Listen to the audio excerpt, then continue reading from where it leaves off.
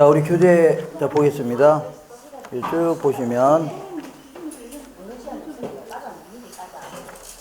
자, 거기 405페이지 한번 보겠습니다. 405페이지. 거기 부동산 그 위쪽에 관리라고 돼 있죠. 여기 내용이 많지 않은데 한 문제 꼭 나오니까 한 문제 맞춰야 됩니다. 어렵지 않게 물어보니까 꼭 맞춰야 됩니다.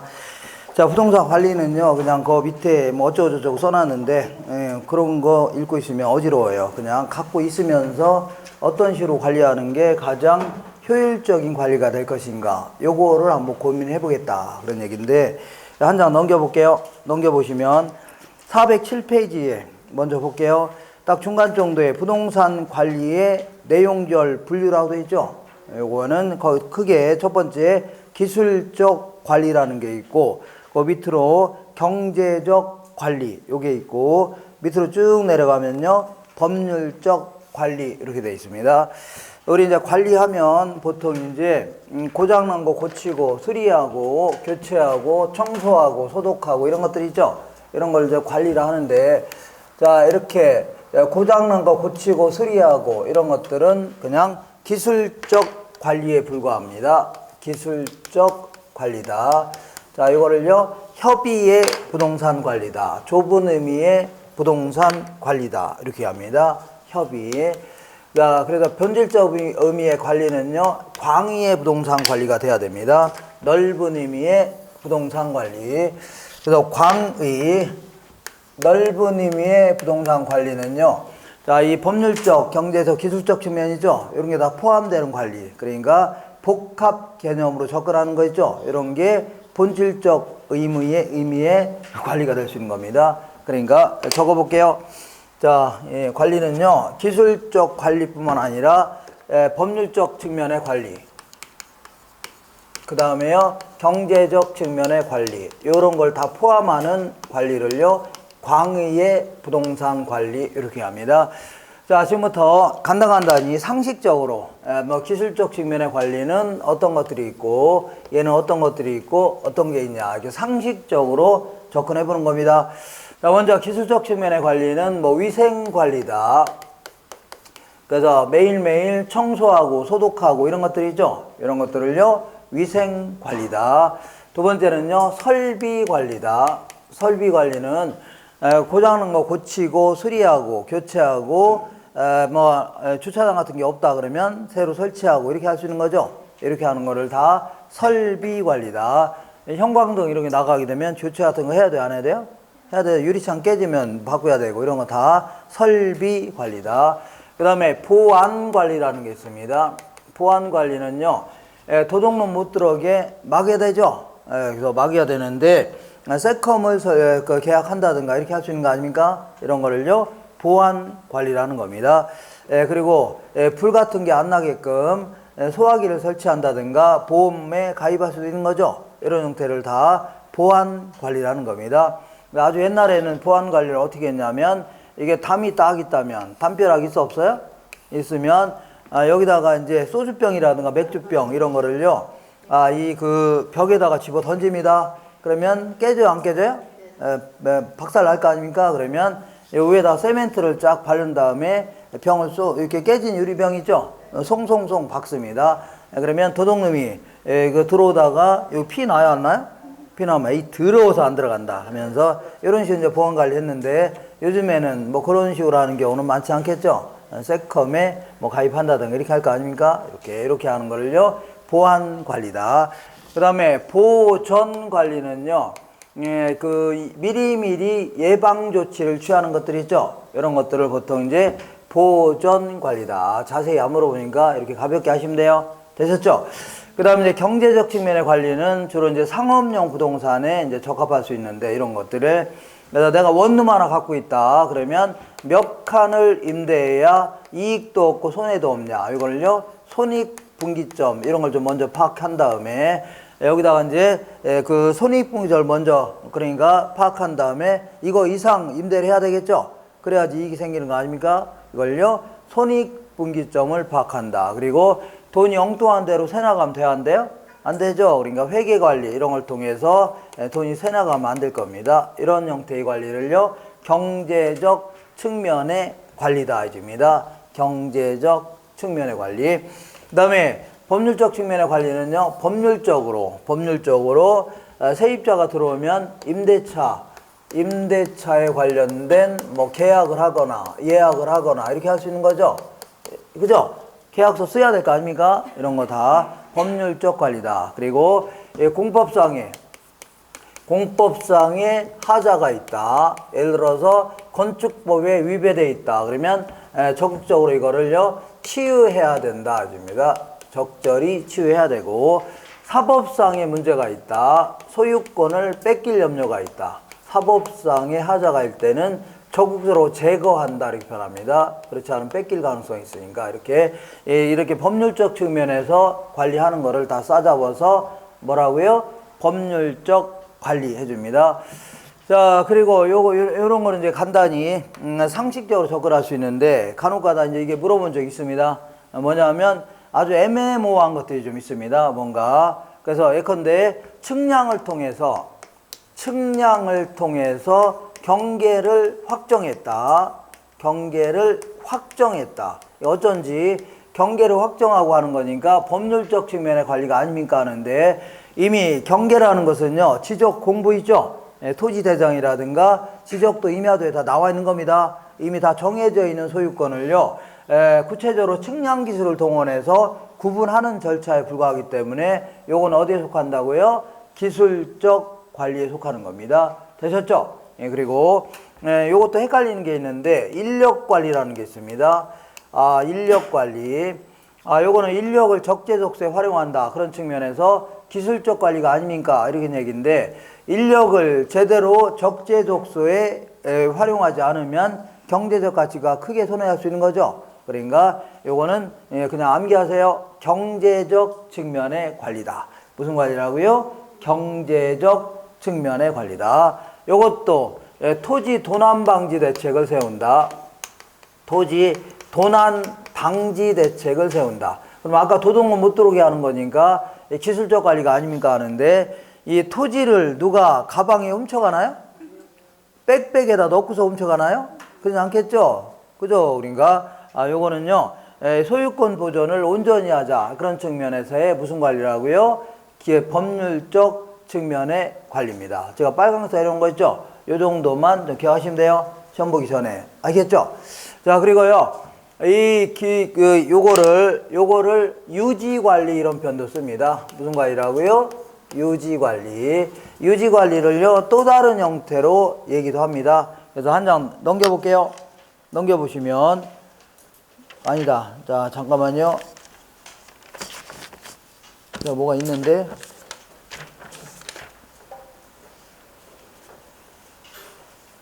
자, 거기에 412페이지 잠깐 볼게요. 412페이지에 딱 중간 정도에 동그라미 2번에 부동산 유지의 종류 있어 없어요? A. 자, 412페이지 딱 중간에 동그라미 2번 찾으셨나요? 부동산 유지의 종류라고 해서 기억번의 일상적 유지활동, 두 번째는요 예방적 유지활동, 세 번째는요 대응적 유지활동, 이렇게 이제 또 다른 형태로 구분할 수 있습니다. 자, 요거를요 기술적 관리를 다른 말로요 유지활동 이렇게 얘기하는데, 여기는 크게 일상적 유지활동 이렇게도 표현하는 게 있고, 그 다음에 요거는요 예방적 유지활동, 얘는요 대응적 유지활동이다. 이렇게 해서 세 가지 형태로 구분하기도 합니다. 되셨죠? 그러면 일상적 유지활동은 그야말로 매일매일 하는 거 있죠? 청소하고 소독하고 이런 것들을요 일상적 유지활동. 그리고 예방적 유지활동은요 어떤 사고가 터지기 전에 미리미리 예방조치를 취하는 거 있죠? 이걸요 예방적 유지활동. 그러니까 이 소 잃기 전에 뭘 고치겠다고요? 외양간 고치는 거를요 예방적 유지활동. 그 다음에 대응적 유지활동은요, 자, 이 사고 터진 다음에 그때서 부랴부랴 조치를 취하는 거 있죠? 그러니까 소 잃고 난 다음에 그때서 뭘 외양간 수리하겠다는 얘기죠? 이렇게 하는 거를요 이거를 대응적 유지활동 구분할 수 있죠? 이렇게 예방적 하니까 미리 예방 조치한다 그런 얘기입니다. 듣죠? 그러니까 자, 우리 아무래도 이 셋 중에서는 이 예방적 유지 활동 이게 이제 가장 중요시해야 되는 겁니다. 가장 중요시해야 되는 기술적 관리입니다. 자, 그러니까 소 잃고 난 다음에 외양간을 고치려면 소가 30마리가 토꼈다. 그러면 30마리 잡으러 다녀야 돼, 안 다녀야 돼요? 동네 이 장정들 10명 채용해서 일당 10만 원씩 주면서 애들 데려와야 될 거 아닙니까? 잡아와야 되죠? 그죠? 그럼 돈 들어 안 들어? 들고, 그리고 외양간을 다 때려 부수고 도망갔으니까 외양간을 전부 다 다시 수리해야 돼, 알아야 돼요? 해야 돼요. 돈 많이 든다는 얘기죠? 근데, 자, 이렇게, 자, 그 예방적 유지 활동 하게 되면 그 철사만 가지고 부서질 만한 곳 있죠? 슬슬 감아놓으면 되겠네요? 간단히 얘기를 할 수 있죠? 그러니까 예방적 유지 활동이 훨씬 더 경비도 덜 들어가고 중요한 겁니다. 알겠죠? 그래서 예전엔 제가 이제 건영 아파트라는 김포에 있는 건영 아파트 좀 약간 오래된 아파트에 딱 살았는데 14층, 자 18층인가 돼 있는데 14층에 딱 사는 거 아닙니까? 그래서 제가 이제 그 서울 쪽에서 강의할 때는 좀 늦게 좀 들어갑니다. 뭐 이렇게 한 10시 반이나 끝나면 집에 들어가면 12시 넘어갑니다. 12시 딱 한 12시나 12시 반 정도 되는데 나 엘리베이터를 딱 타려고 했더니 엘리베이터 입구에 뭐라고 써 있냐면 고장 이렇게 써 있는 거 아닙니까? 어떻게 써 있다고요? 고장. 그래서 뭐 고장 날 수도 있는 거 아닙니까? 그러면서 운동 삼아 올라가겠다 하면서 올라가는 거 아닙니까? 걸어서. 근데 5층 정도 올라갈 때까지는 가볍게 올라갑니다. 올라가고 숨도 안 차고. 근데 6층부터 올라갈 때는 약간 숨이 차기 시작하면서 욕이 나오기 시작합니다. 욕. 그래서 제가 아는 욕이 한 500개 정도 되는데 거기 하나씩 기어 나옵니다. 나오면서 막 욕하면서 이것들이 관리 비하다 가면서 제대로 관리도 안 한다고 막 뭐라 할 거 아닙니까? 그러다가 10층 넘어가면요. 그 아주 극단적인 욕까지 나옵니다. 최악의. 그래서 이거를 제가 지금 얘기했다가는 잘릴 가능성이 있어서 뭐 저런 게 다 있어. 그래서 가능하면 안 하겠습니다. 그런 욕은. 알겠죠? 해요? 네, 그런 거 하면 안 돼요. 자, 그래서 이렇게 미리미리 다 조치를 취하고 고장나지 않게끔 해야 되지. 툭 하면 고장내면 돼야 한대요? 안 된다입니다. 그죠? 그러면 입주자가 상당히 피해를 봐야 안 봐요? 보는 거 아닙니까? 그죠? 이런 거. 그러니까 가능하면 예방적 유지 활동을 중요시할 필요가 있다는 얘기죠? 이렇게 하시면 돼요. 자, 다시 이제 거꾸로 좀 돌아오셔서 문제를 한번 풀어볼게요. 자, 어디냐면 408페이지 위쪽에 박스 바로 아래 보니까 기출문제 있어 없어요? 있죠. 1번 해볼게요. 건물과 부지의 부적응. 밑줄 쳐볼게요. 건물과 부지의 부적응. 요거는 예를 들어서 주차장을 못 갖췄다든가 이런 것들을요. 건물과 부지에 부적응해 줍니다. 이럴 경우에는 주차장 설비해야 돼, 안 해야 돼요? 없는 시설을 새로 한다든가 이런 거 전부 다 기술적 관리에 속하는 겁니다. 기술적 관리. 이번에 기술적 측면의 부동산 관리는요. 대상 부동산의 물리적, 기능적 하자의 유무를 판단하여 필요한 조치를 취하겠다는 얘기죠. 물리적 하면 나중에 감정평가에서 공부할 건데 노후화되고 마모되고 파손되고 이런 것들이 있죠. 이런 것들 물리적 하자라는 거고, 기능적 하자는요. 설계가 불량하다든가 아니면 설비가 부족하다든가 이런 거 있죠. 이런 걸 전부 다 기능적 하자의 유무를 판단하여 필요한 조치를 취하는 거 있죠. 이런 걸 다 뭐라고요? 기술적 관리에 속하는 겁니다. 여기는 뭐 이런 게 없는데 이런 게 물어봅니다. 빨간색으로 된 거 물어보니까 이렇게 하세요. 자, 지금부터 이 관리를 이렇게 복합적으로 접근할 필요가 있는데 이때 이 관리를 또 다른 형태로 구분해 볼게요. 또 다른 형태로 구분해 볼 수 있는데 삐딱삐딱하네요. 이렇게 한번 두 가지 형태로 구분해 보겠습니다. 이렇게. 자, 먼저 거기 보니까 408페이지에 딱 중간 정도에 보니까 부동산 관리의 주체별 분류 있어 없어요? 그래서 관리 주체가 누구냐에 따라서 구분해 볼 수 있고 주체별. 자, 그 다음에 바로 전 페이지 보겠습니다. 406페이지에 보니까 자, 위에서 바로 맨 위에 박스 바로 아래 보니까 세 가지 영역 있죠. 그래서 어느 정도 어느 영역까지를 관리할 것인가 이걸요 영역 영역별 구분이다 해줄게요. 영역별. 자, 먼저 관리 주체에 따라서 크게 이제 세 가지 형태로 이제 구분해 볼 수 있습니다. 먼저 이제 자가 관리라는 게 있고, 자가 관리. 그 다음에요, 어디냐면, 한 장 넘겨보시면, 408페이지에 딱 중간 정도에 보면 주체별 분류 있어 없어요? 여기는 자가 관리, 위탁 관리, 그 다음에 오른쪽에 혼합 관리 이렇게 구분할 수 있습니다. 관리 주체가 누구냐에 따라서 자가 관리가 있고 위탁 관리라는 게 있는데, 자, 요거는요, 자가 관리는 내가 이제 어떤 6층짜리 상가 하나 갖고 있다. 그러면 알아서 혼자 다 관리하는 겁니다.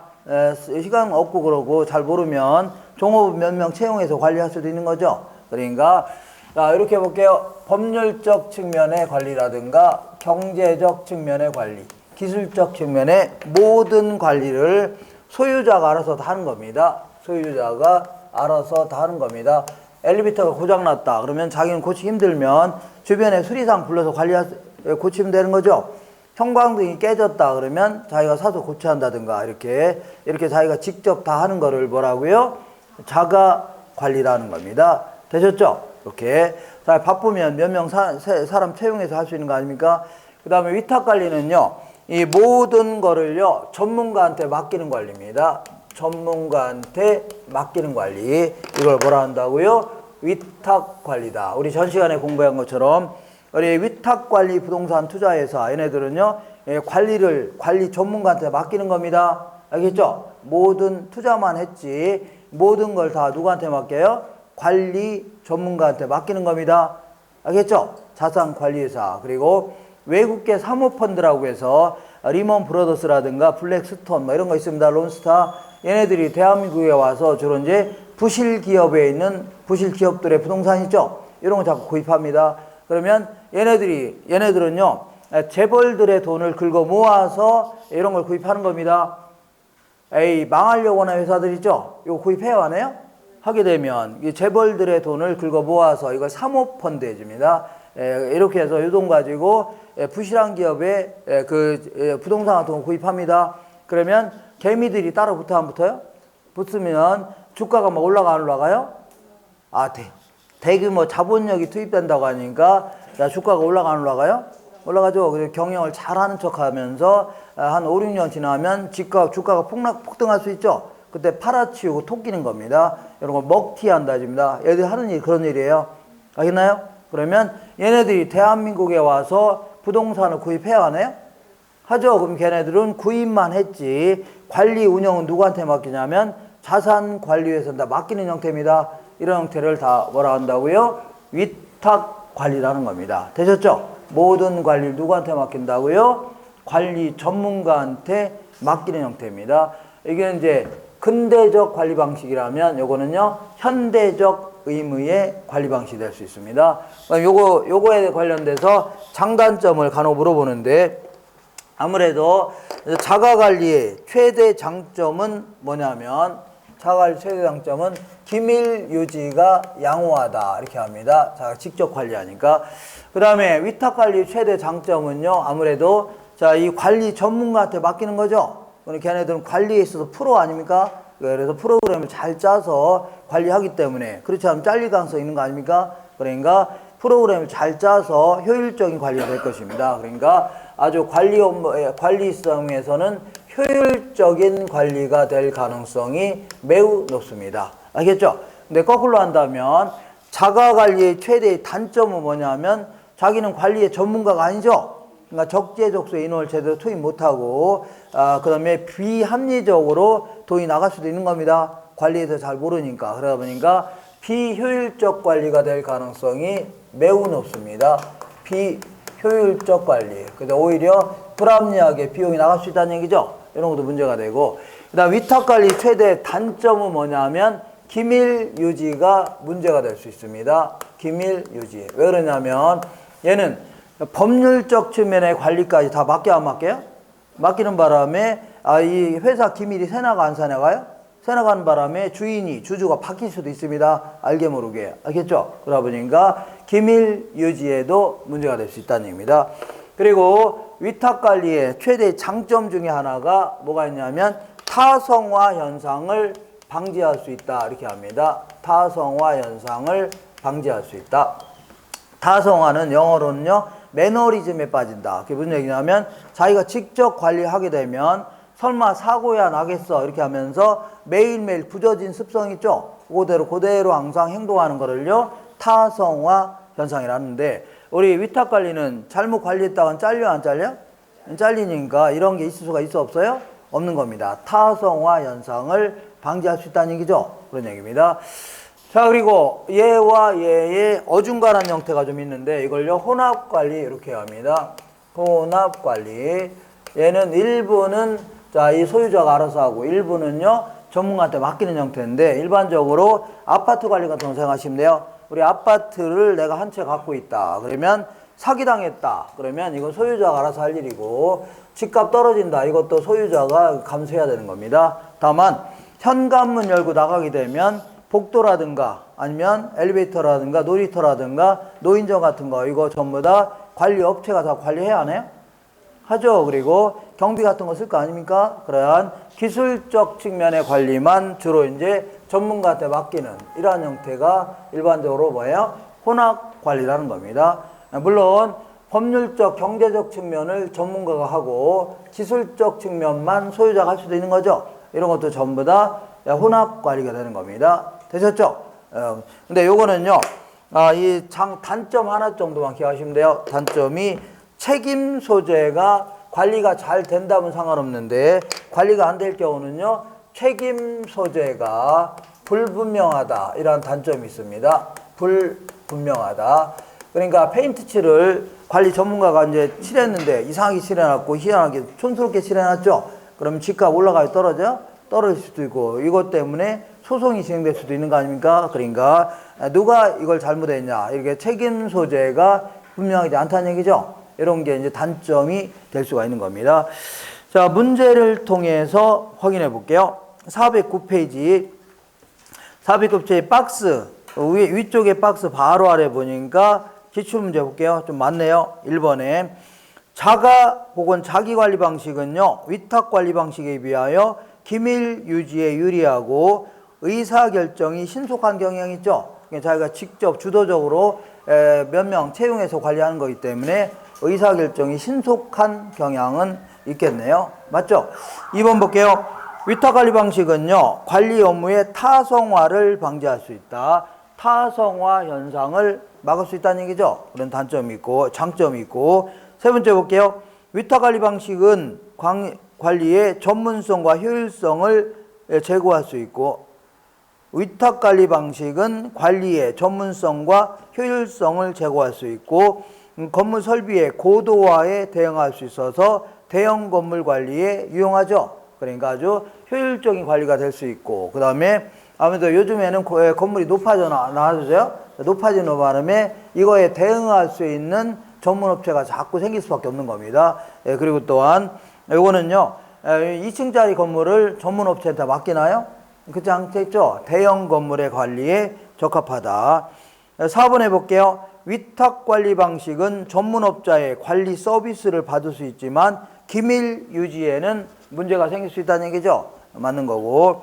그 다음에 5번에 건물의 관리에 있어서 재무 회계 관리, 시설 이용, 임대차 계약, 인력 관리는 위탁하고 청소를 포함한 그 외 나머지는 소유자가 직접 관리한다. 그러면 일부는 전문가가 하는 거고 일부는 누가 하는 거예요?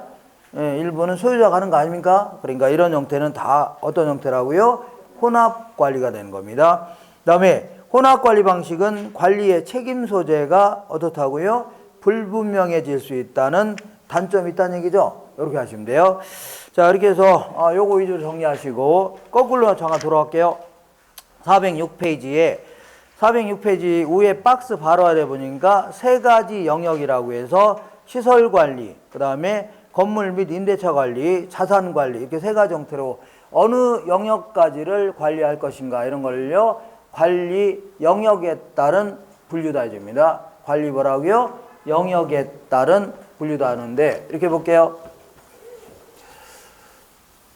자, 어떤 갑이라는 요거는 지금 쓰지 마시고 요약집을 다 드릴 겁니다. 드릴 거니까 오늘 내일 모레 정도에 드릴 거니까 그거 가지고 이제 해야 되는 겁니다. 알겠죠? 책은요, 이 너저분한 얘기가 너무 많고 어수선합니다. 그래서 시험 보기에는 좀 불편해요. 시험 그래서 간단히 요약해 놓은 거 있죠?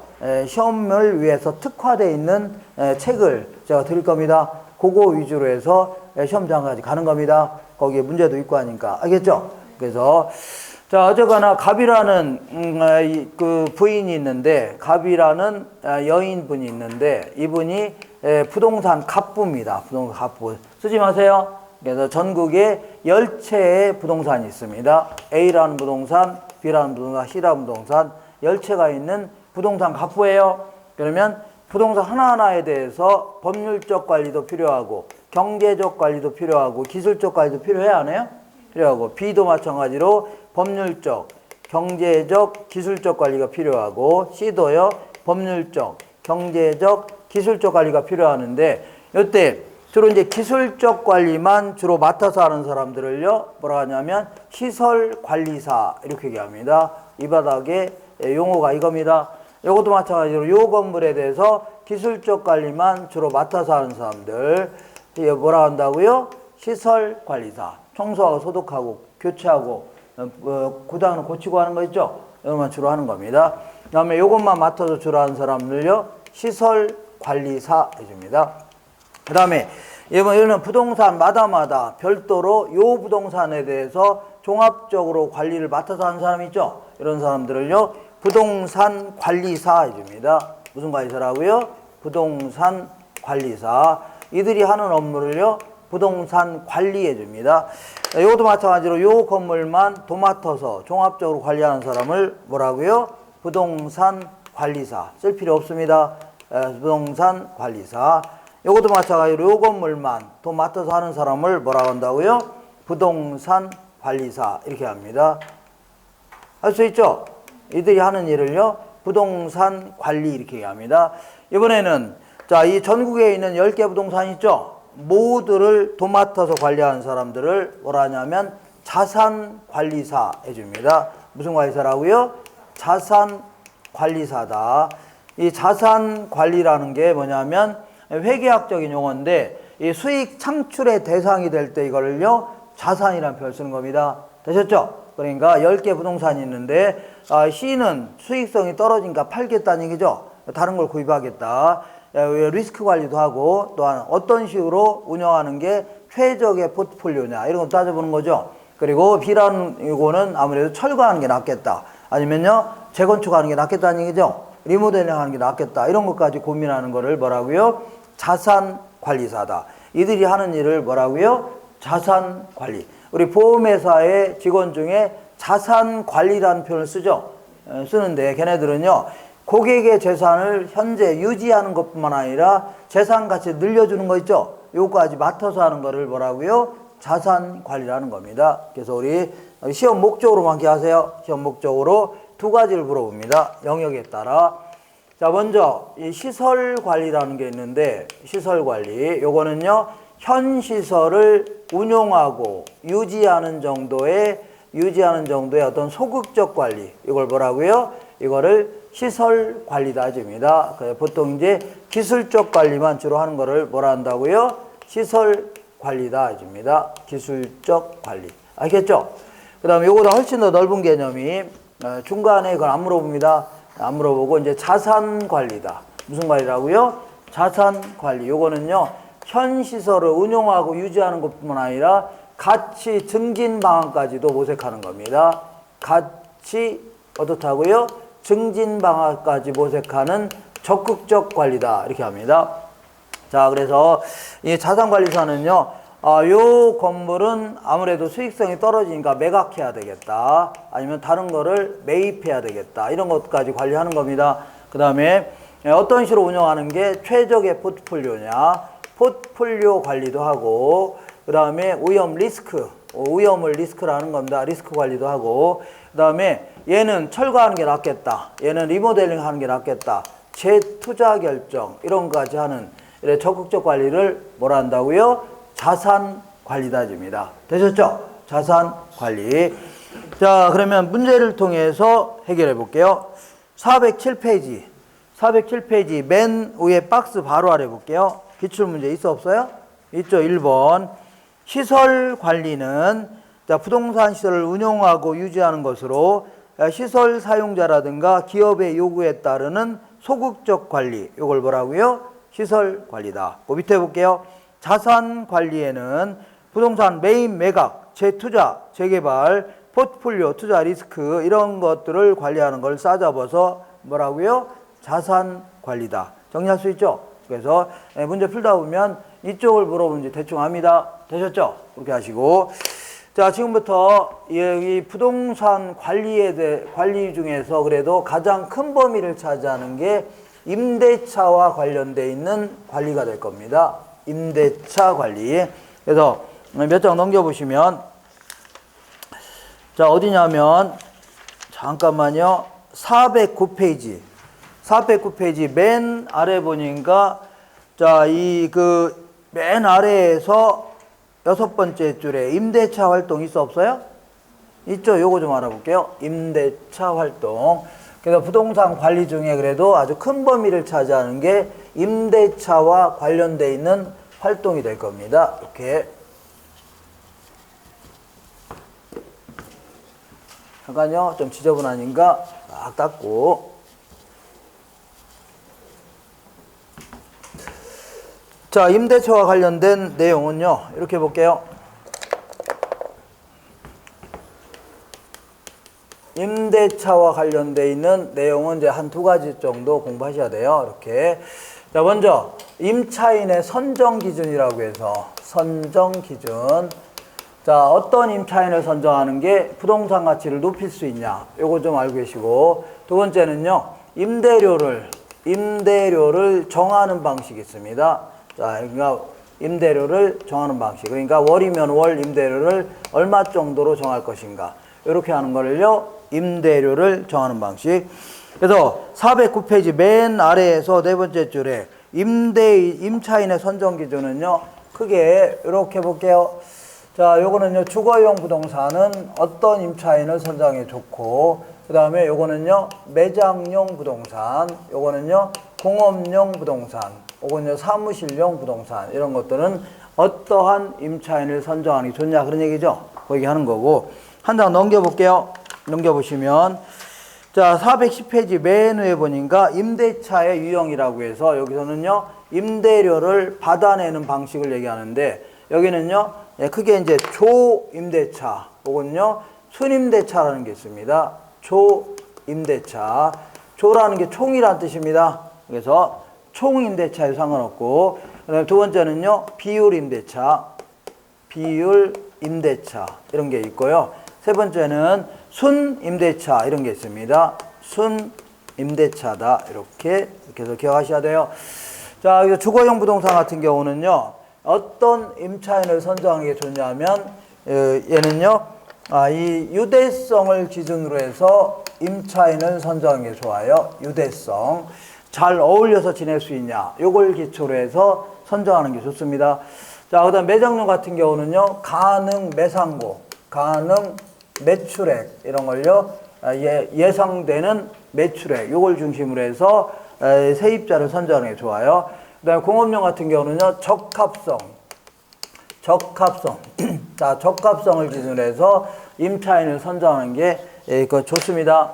되셨죠? 그렇게 해서 요거는요. 요즘 생각하시면 안 돼요. 요즘에 다가구 주택 같은 경우는 옆집에 누가 사는지 알아요, 몰라요? 잘 모를 거 아닙니까? 옛날 생각하셔야 돼요. 아주 옛날 60년대, 70년대 그때 생각하셔야 돼요. 그때 나오는 이론들이기 때문에. 그래서 여기 이제 다가구 주택이 딱 있다고 치자. 이렇게. 자, 그러면 여기에 이제 철제 대문이 딱 있습니다. 대문 앞에 바로 뭐가 있냐면 이 변소 뭐가 있다고요? 변소. 이걸 WC 이렇게 써 있습니다. 알겠죠? 알고 봤더니 WC가 아닙니다. 이거는 물로 세척하는 거 아닙니까? 알고 그런 것도 아니에요. 그리고 여기에 이제 뭐가 있냐면 여기에는 이제 세 식구가 삽니다. 몇 식구라고요? 세 식구가 사는 이 집이에요. 알겠죠? 그리고 여기는 이제 주인이 사는데 주인은 2칸 씁니다. 주인은 몇 칸 쓴다고요? 2칸 딱 써요. 알겠죠?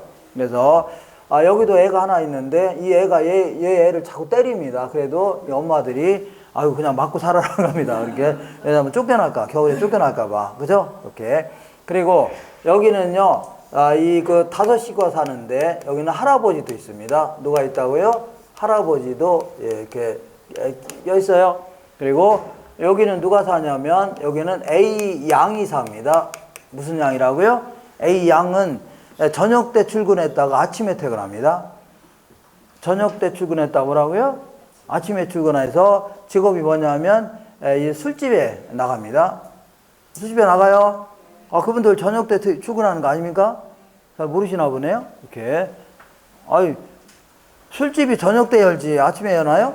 그죠? 그래서 이렇게 사는데 자 이렇게 딱 이렇게 살아나가는 이제 다가구 주택 아닙니까? 그리고 여기에는 뭐가 있냐면 딱 여기에 수도가 있는 게 아니라 펌프가 있습니다. 뭐가 있다고요? 펌프라고 있어요. 그래서 북적북적 하면 물이 이렇게 쑥 나옵니다.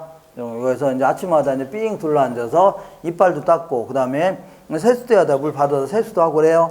그리고서 이빨 닦은 다음에 여기 이제 못이 걸려 있습니다. 못에다가 이제 딱 걸어 놓아요. 근데 그 중요한 거는요, 이 칫솔은요, 한 번 사용하게 되면 1년을 씁니다.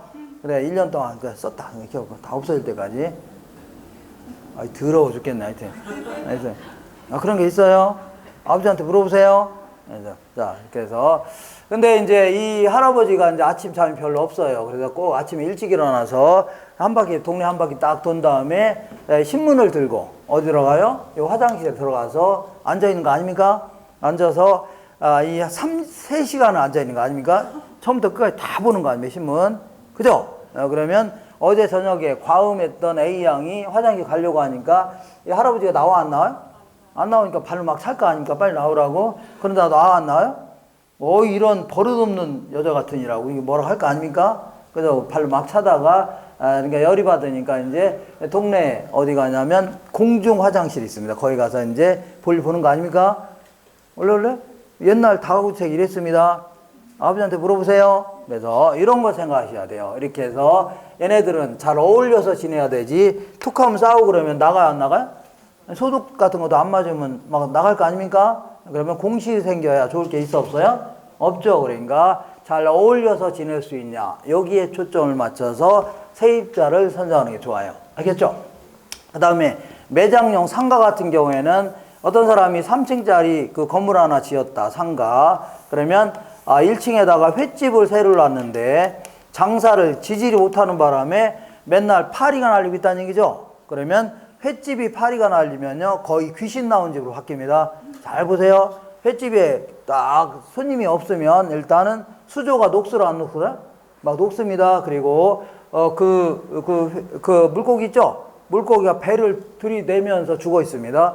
무서워 안 무서워요? 물고기가 흰 배 이렇게 내면서 죽어 있는 거 아닙니까? 무서워 안 무서워요? 무섭잖아요. 그러면 무서우니까 이런 데 사람들 들어오려고 안 들어오려고요? 안 들어옵니다. 그러니까 장사를 잘할 수 있는 업체 있죠? 바다 횟집 잘할 수 있는 업체를 딱 선정하면 저녁 때마다 사람들이 빠글빠글 해요 안 해요? 할 거 아닙니까? 그러면 얘들은 자동적으로 임대가 됩니다. 그죠? 여기는 뭐가 들어와요? 여기는 뭐가 들어와요? 원래 호프집이 딱 들어옵니다. 뭐가 들어와요? 호프. 여기는 뭐가 들어와요? 여기는 노래방이 들어옵니다. 그러니까 이게 대한민국의 코스 아닙니까? 코스 1차, 2차, 3차 한 방에 해결되는 거 아닙니까? 원래? 이제 안 가나 봐요? 몰려 안 다녀요? 예. 1차, 2차, 3차 아닙니까? 그러니까 이 장사를 잘할 수 있는 업체 있죠? 요걸 선정하는 게 좋아요. 근데 장사를 잘할 수 있는지 없는지 어떻게 합니까? 그러니까 딱 보면 야무지게 생기고 좀 장사를 좀 할 만한 사람들이 계약하다 보면 알 수 있을 겁니다. 그런 사람 선정하는 게 좋아요. 그 다음에 이번에는 공업용이라든가 사무실 같은 경우는 적합성. 그러니까 어떤 사람이 물건을 만드는데 딱 적합해야 됩니다. 그러니까 어떤 공장 사장이 그 공장을 임차하려고 하는데 딱 이 그 시설도 딱 적합하다는 얘기죠. 그 시장과의 거리도 딱 적합하고 원료 산지와의 거리도 적합하고 용수라든가 아니면 전기 같은 거 쓰는 게 딱 적합하다는 얘기죠. 딱 적합하면 나가라면 나가요, 안 나가요? 안 나갈 거 아닙니까? 그때 임대를 올리는 게 낫겠네요. 이렇게 해서 그 시설에 적합한 사람들 있죠. 요거를 세입자로 선정하는 게 매우 중요합니다. 그 다음에 이번에는 임대료를 정하는 방식은 크게 이제 세 가지가 있는데, 자, 조임대차는요, 주로 이제 주거용 부동산에 적합하다. 이렇습니다. 비율 임대차는요, 매장용 부동산에 적합하다. 순임대차는요, 공업용 부동산에 적합하다. 이렇게. 자, 그래서 조임대차는요, 그야말로 월세를 받는 겁니다. 월세 받을 때, 자, 이 각종 순수한 임료라는 게 뭐냐면, 각종 경비를 제외한 임료를요, 순수한 임료라는 겁니다. 각종 경비를 제외한 거 있죠? 이걸요, 순수한 임료고, 그 다음에 각종 경비도 이제 받아내야 되는데, 문제는 수도요금, 전기요금, 가스비 같은 거 있죠? 이런 것들을 월세에 포함시키면 돼야 한대요? 안 됩니다. 왜냐하면 이거는 많이 쓴 사람 많이 내야 되고, 적게 쓴 사람 적게 내야 되죠? 쓴 만큼 내야 되는 거 아닙니까? 별도로 고지해야 됩니다. 이런 걸 어떻게 고지한다고요? 별도로 고지해야 되지. 월세는 한 달에 얼마씩 딱 받는 거 아닙니까? 근데 월세에 포함시키면 돼야 한대요? 안 됩니다. 이런 걸요, 부가 사용료다. 가스비라든가 아니면 수도요금, 전기요금 같은 거 있죠? 이런 것들은 별도로 고지해야 되고, 나머지 나가는 경비는 다 받아내야 되겠네요. 이렇게 부동산 세금이라든가 아니면요, 보험료라든가 유지 관리비 같은 거 있죠? 이거 다 포함시켜서 받아내는 방식을요, 조임대차. 우리 이 월세 낼 때 알게 모르게 다 포함되어 있는 겁니다. 알겠죠? 월세 낼 때 1년간의 재산세를 12개월로 쪼개서 이제 받아내려고 할 겁니다. 알겠죠? 우리 알게 모르게 받아내는 겁니다. 그 다음에 순임대차는요, 요거는 월 순수한 임료만 일단 포함시키고, 나머지 세금이라든가 뭐 보험료라든가 유지 관리비 이런 것들은요, 임대차 하는 과정에서 당사자 간의 합의하에 결정하는 겁니다. 협의하에 결정한다. 상관없습니다. 합의하에 결정하는 거예요. 알겠죠? 이렇게 하는 거를요, 순임대차 이렇게 합니다. 그러니까 임대차 계약할 때 계약서 밑에 보면 특약란 있어 없어요? 있죠? 여기다가 다 적는 겁니다. 자, 나보고 재산세 내랍니다. 그래서 나 싫다고 하면 안 빌려준다고 할 수 있죠? 그 다음에 보험료 내랍니다. 그러면 난 다른 보험 들었는데요. 그러면 안 빌려준다고 할 수 있죠? 다 쓰는 겁니다. 하나하나. 그 다음에 유지 수원비 이런 것들도 네가 내라. 이렇게 해서 하나하나 적어요, 안 적어요? 적죠. 이렇게 해서 임대차 계약을 하는 거를요, 순임대차 해줍니다. 되셨죠? 그 다음에 비율임대차는요, 매장용 부동산에 적합한데, 자, 이 보통 이제 그 백화점에 새 들어있는 톰보이가 있다고 치자. 톰보이 있죠? 애들이 장사가 잘 되는 이유는요, 옷이 너무 좋으면 잘 될 수 있지만 워낙이 유동인구가 많으면 장사가 잘 돼야 한대요? 될 수 있죠. 그러니까 월 임대료 산정할 때 이렇게 하는 겁니다. 무조건 니네들은 기본적으로 1,000만 원 무조건 내라. 1,000만 원은 무조건 낸 다음에 니네들이 한 달간 매출액이 있을 겁니다. 바코드 찍혀 안 찍혀요? 찍히죠? 매출액에 대해서 무조건 30%는 월세로 내라. 이렇게 할 수 있죠? 이렇게 하는 거를 뭐라 한다고요? 비율 임대차. 되셨죠? 비율 임대차 하는 겁니다. 자, 문제를 통해서 확인해 볼게요. 자, 문제가 몇 개 없으니까 410페이지 볼게요. 410페이지 딱 중간에 바로 아래 보니까 기출문제 있어 없어요? 있죠. 그 다음에 1번 볼게요. 부동산 관리자가 상업용 부동산의 임차자를 선정할 때는 뭐가 중요하다고요? 가능 매상고가 중요한 요소가 될 수 있겠네요. 맞죠? 이렇게. 자, 2번 볼게요. 임차 부동산에서 발생하는 총수입, 매출액 혹은 매상고의 일정 비율을 임대료로 지불한다면 이는 임대차 유형 중에 무슨 임대차라고요? 비율 임대차에 대한 설명입니다. 매출액의 일정 부분을 임대료로 내라고 한다면 얘는 무슨 임대차예요? 비율 임대차에 대한 설명입니다. 되셨죠? 그렇게 하시면 돼요. 자, 이렇게 해서 다른 거 지금 안 해도 됩니다. 다른 거 거의 안 물어봐요. 그리고 설사 물어본다 하더라도 유학지 가지고 간단히 정리하시면 돼요. 뭐 어렵지 않은 내용들입니다. 되셨죠? 이렇게 해서 자, 이 관리로는 아까 얘기한 거하고 요거 있죠? 요거만 잘 정리하시면 여기서 꼭 한 문제 꼭 물어봅니다. 되셨죠? 이렇게 해서 이 정도 하시고 잠깐만 쉬었다가 감정평가론 할 겁니다. 잠깐 쉬겠습니다.